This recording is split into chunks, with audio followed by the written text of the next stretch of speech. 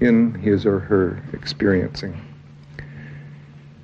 Now, to be with another in this way means that for the time being, you lay aside the views and values that you hold for yourself in order to enter his world without prejudice.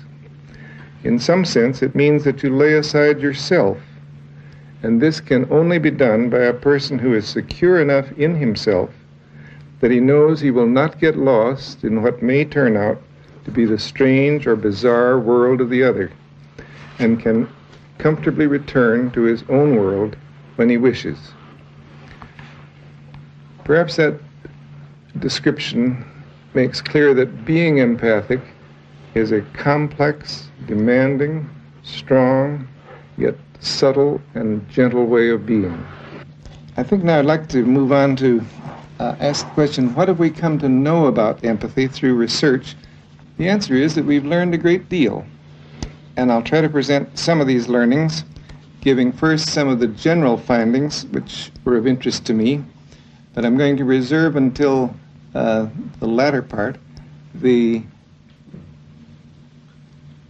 analysis of the effects of an empathic client on the recipient, because I think there's a lot to be said about the effects that it has on the recipient. But here then are some of the general statements which can be made with some assurance. I'm going to put them all as though they were knowledge quotes. But we all know that research knowledge is limited to the population which was studied, their various qualifications. All of those qualifications should be made in regard to each of the rather blunt statements that I'm going to make. First of all, we know that the ideal therapist is first of all empathic. In a study of therapists to get them to formulate their concept of the ideal therapist, and these were therapists from I think at least 8 different orientations in therapy. Empathy was placed in the very highest rank out of 12 possible variables. And the definition of empathy was similar to that used in this paper. And it corroborates a much earlier study by Fiedler done many years ago. So we may conclude that the thing that most therapists are trying to do, their highest priority, is to be empathic. Now then, another statement I'll make very briefly is that it's been learned that a high degree of empathy in a relationship is associated with various aspects of process and movement in therapy. There is a clear correlation between the degree of empathy in the relationship and the measures of process or progress through therapy. Then a finding which is exciting to me and I feel hasn't been adequately exploited is that the degree of empathy which exists and which will exist in a relationship can be measured and determined very early in the game. In therapy interviews, it can be determined certainly by the 5th interview. German research says it can be determined in the 2nd interview, and that's very closely related to the success or lack of success in the total relationship. And to me, that's an exciting finding because it means that perhaps we could save enormous amounts of time if we determined by some objective measure the empathic quality of a relationship early in the game, so that we would know whether it had any high probability of success or not. If you find a highly empathic quality in a relationship, it is highly probable that the therapist is the one who is responsible for that. And one finding that is a little bit hopeful but also expected is that experienced therapists offer a higher degree of empathy than inexperienced, which is only to say that maybe over the years therapists do come a little closer to being the ideal therapist they would like to be.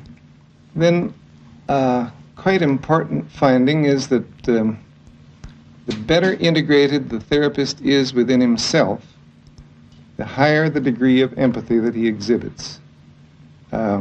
Personality disturbance, various kinds of adjustment problems tend to be correlated in the therapist, tend to be correlated with a lower degree of empathic quality in the relationships that he offers.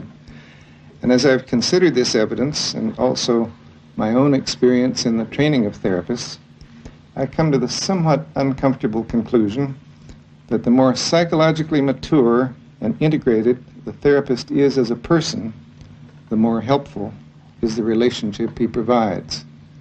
I say that's kind of an uncomfortable conclusion because it really, throws out a challenge to all of us who are in the helping professions. If we're no better as helpers than we are as people, that's which it seems to me this is somewhat saying. That's a sort of sobering thought. Then another quite exciting and also sobering finding is from a study by Raskin. Let me describe it briefly. He got interviews from 6 experienced therapists. If I named their names, you would recognize all of them. I don't know if he's going to publish the names, so I'm not going to name them here. From